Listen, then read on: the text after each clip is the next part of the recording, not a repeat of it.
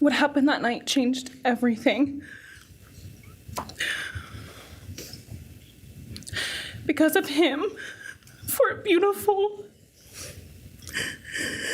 genuine, compassionate people were taken from this world for no reason.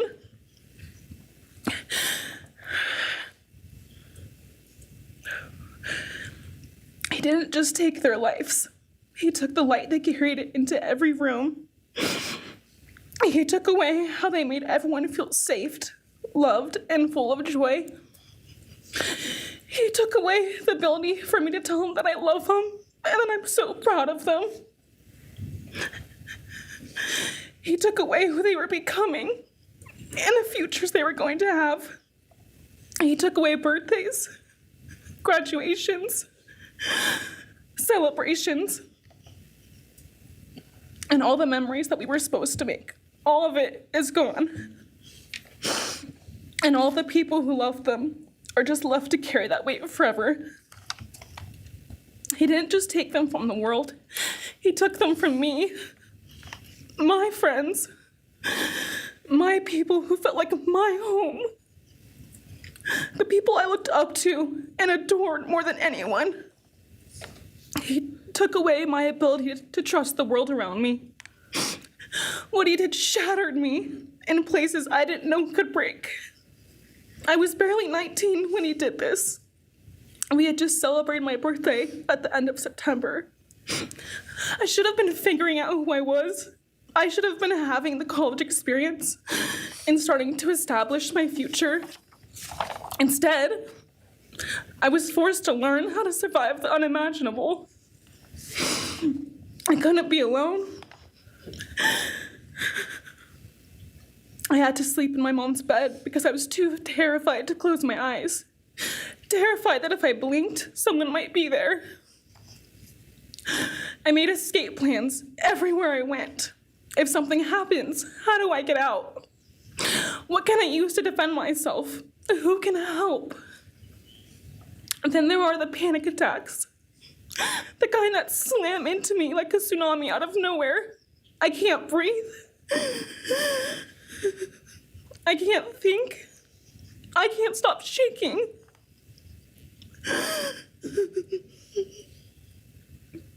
All I can do is scream because the emotional pain and the grief is too much to handle.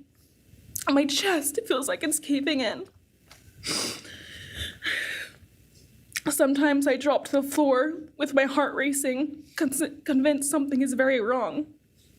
It's far beyond anxiety. It's my body reliving everything over and over again.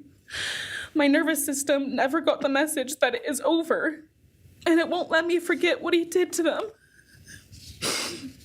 People call me strong. They say I'm a survivor, but they don't see what my new reality looks like. They don't see the panic attacks, the hypervigilance, the exhaustion, the way I scan every room I enter, the way I flinch at sudden sounds. They don't know how heavy it is to carry so much pain and still be expected to keep going, and that's because of him. He stole parts of me I may never get back. He took the version of me who didn't constantly ask, what if it happens again?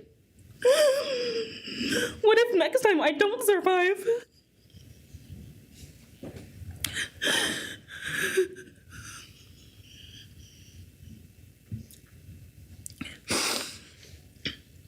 He may have shattered parts of me, but I'm still putting myself back together. Piece by piece, I'm learning how to live in this new version of life. It is not easy. It hurts, but I'm still trying. Still trying, and I'm not trying just for me. I'm trying for them, my friends. About a year ago, I had a dream about them. I got to say goodbye. I told them I won't be able to see you again, so I need to tell you goodbye. They all kept asking why, and all I could say was, I can't tell you, but I have to. When I woke up, I felt shattered and heartbroken. but also strangely grateful. Like maybe in some way that dream gave us the goodbye we never got. Still, no dream can replace them, and no goodbye will ever feel finished. He is a hollow vessel, something less than human. A body without empathy, without remorse. He chose destruction. He chose evil. He feels nothing. He tried to take everything from me. My friends, my safety, my identity, my future.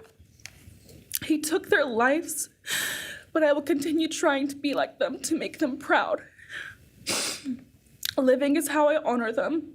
Speaking today is to help me find some sort of justice for them. And I will never let him take that from me. He may have taken so much from me, but he will never get to take my voice. He will never take the memories I had with them. He will never erase the love we shared, the laughs we had, or the way they made me feel seen and whole. Those things are mine. They are sacred, and he will never touch them. I get to feel sadness.